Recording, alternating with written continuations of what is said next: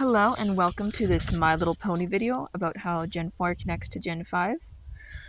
This video is not intended for children under the age of 13 years old. So, let's get started. I just wanted to thank everybody for how well my last video did. It got 225 views at the time of recording.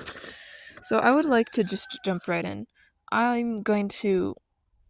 It's time, let's establish what we know about both generations. First thing, Gen 4 and Gen 5 have very different technologies, but also some similarities, as you might see later on.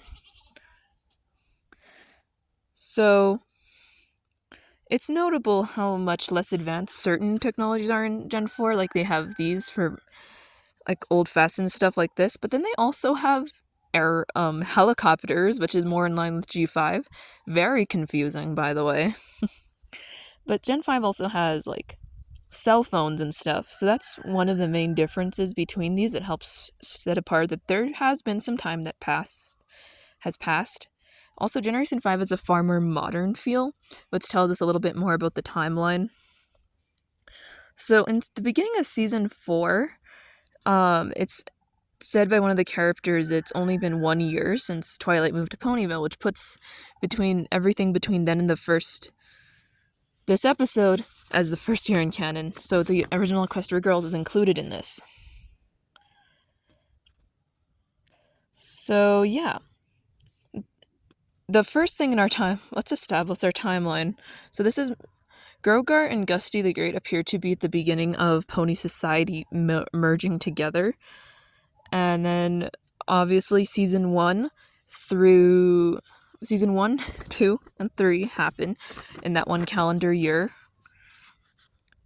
which is a lot of stuff, honestly. I'll have to go into detail in a different video in the future, especially for a lot of these. So that's going to be interesting for you guys.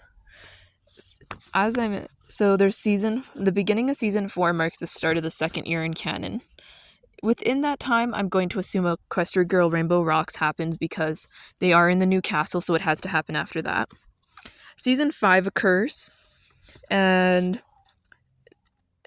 at the very end of Season 5, that finale takes place at the same time as Friendship Games, which is really interesting, and also appears to mark maybe about the end of Year 2 in canon. This is acknowledged by the end credit scene where the Twilights meet each other and she's talking about how crazy Sue's stuck in this time loop or whatever. So that's how we know. And Equestria Girls is canon, so I guess it's a multiverse. Tricky. The Legend of Everfree probably happens shortly after the events, because Twilight's adjusting to her new life at the school and also feeling quite guilty about her actions. Season 6 takes place, I'm gonna say, about the end. About a year or so in canon happens with that because of Flurry being born, who was announced in the previous season. Season 7, also probably about, 8 months-ish, maybe a year. So that brings us to about 4 years. Rainbow Round Trip, I've determined, takes place before the movie because we don't have any mentions of the creatures there.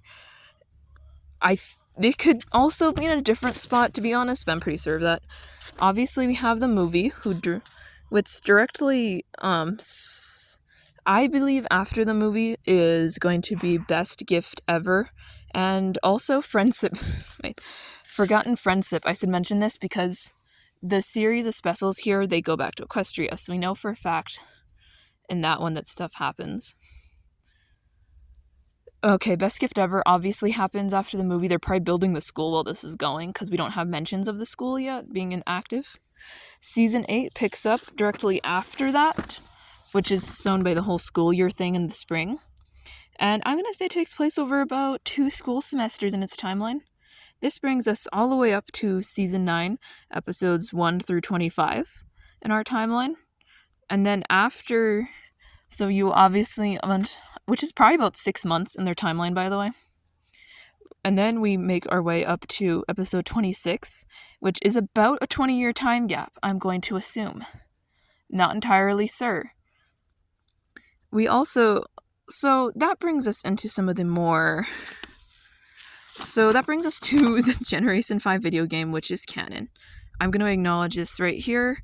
It's been about I'm going to assume that Equestria falls apart about 50 years after episode 25, canonically, about somewhere in there or about after 26. Obviously, we don't completely know. So, yeah. Then there's the series that run concurrently, which are Make Your Mark and Tell Your Tale, as you're seeing screenshots for. I gotta get to the next page of my script without it blowing away because I'm outside. So how do I know that this is the right timeline? Well, it's pointed out in Make Your Mark with two very important characters, Opaline and Elderflower, who both have ties to G4. First, let's talk about Elderflowers from Chapter 5. She is a pony in living memory of Equestria's golden age, which is pretty interesting, honestly. She claims to have been a part of certain events in the timeline that she shouldn't be a part of. Canonically, she confuses things quite wildly, in fact. But then there's Argyle, Sunny's father, who says it's been about 9 generations since Twilight's rule. This is an important time marker because this means it's only been between 180 and 270 years, probably a little closer to the 180 mark, by the way. And I'll sort of wrap up my thoughts at the end here. Next, I shall mention Opaline, who is about the same age as the two sisters, which puts her around 1,500 years old, mainly because he's seen in Skyros in the flashback of them, and they look about the same age. That's where it comes from, and the journal is two sisters as canon, which means she was born about the same time as them. So if at the very end of the series, Cecilia was around 1,150 years old, that if you add a few hundred years to that, she's somewhere in between there. So yeah.